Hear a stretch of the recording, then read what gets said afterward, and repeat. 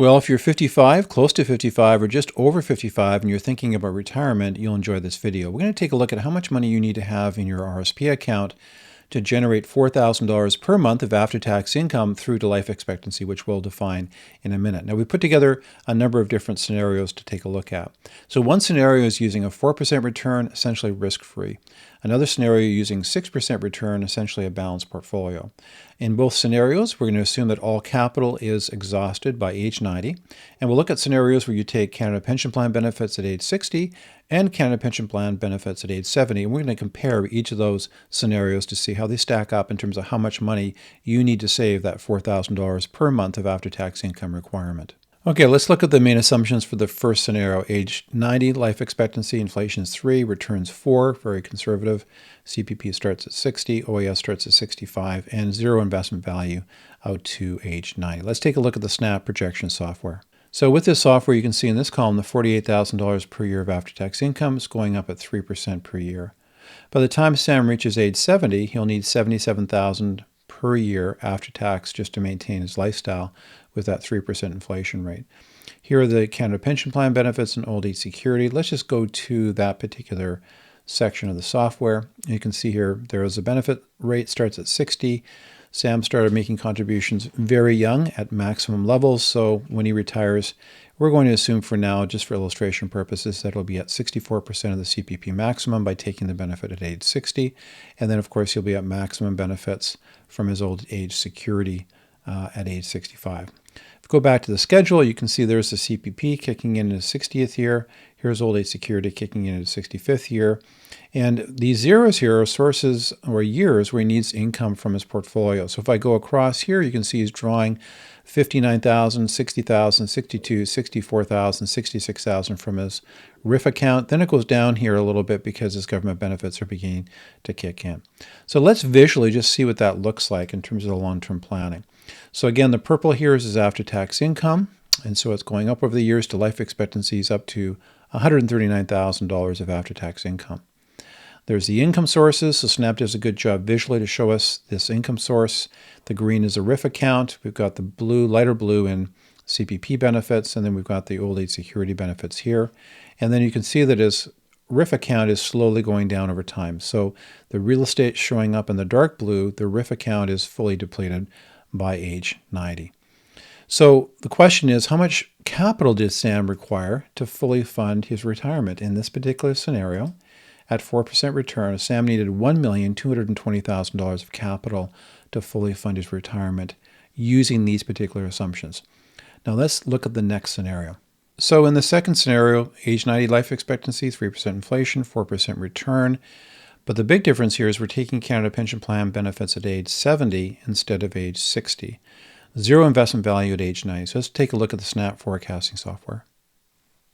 Now, in this particular scenario, the big difference is the age 70 for Canada Pension Plan benefits. So we're at 142% of the CPP maximum. The CPP benefit's much higher. And of course, the old age security we kept at age 65. Of course, Sam is at maximum benefits at that point and decided not to defer it. Now let's look at the schedules again. So the big difference you'll see here is we're going to put more pressure on the RSP portfolio in the early years of this particular analysis. So more money's coming out to fund the lifestyle expenses because Canada Pension Plan benefits don't kick in until age 70. Now let's just take a look at the charts. So in this scenario, Sam's fully funding the expenses. That doesn't change.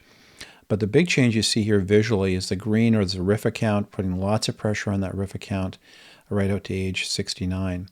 And then Canada Pension Plan starts here. And of course, old age security benefits we had kicking in at 65.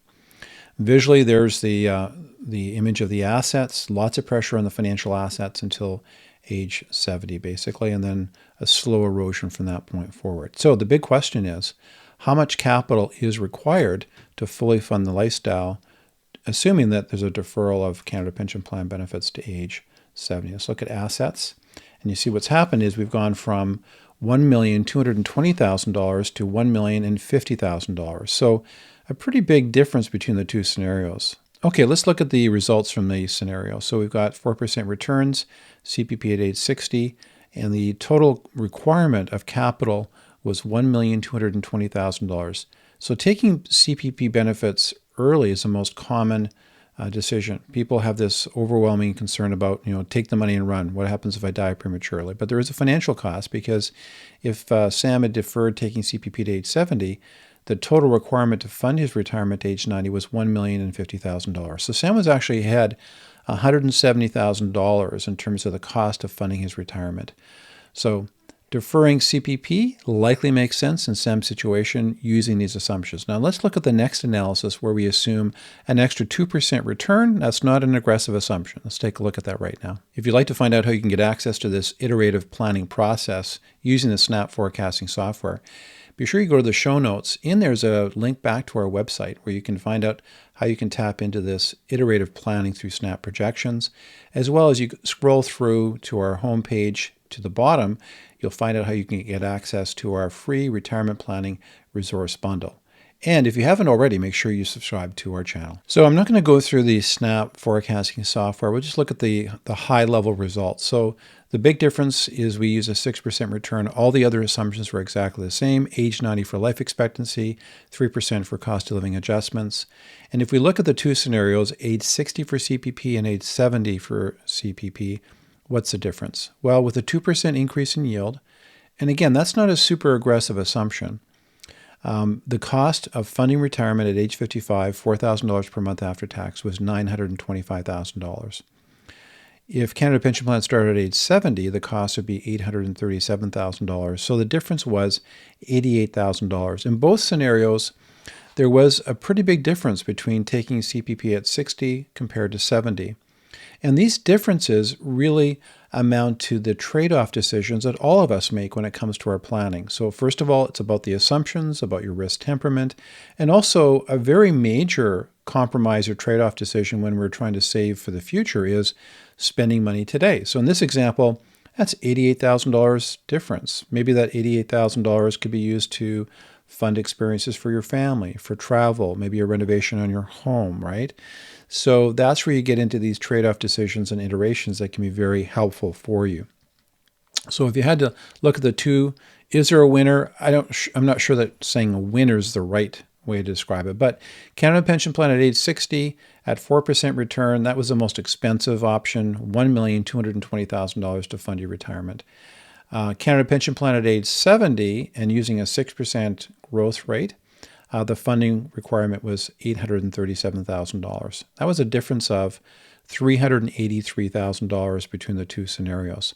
What's the right scenario? There is no right. It's really based on your own personal circumstances, the assumptions, and the trade-off decisions that I mentioned earlier.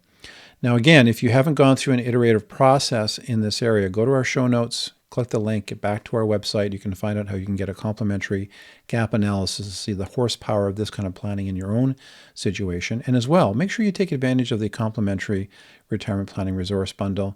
And if you haven't yet, make sure you subscribe. Anyway, wishing you all the best in your retirement and overall wealth planning journey. You take care. Bye-bye.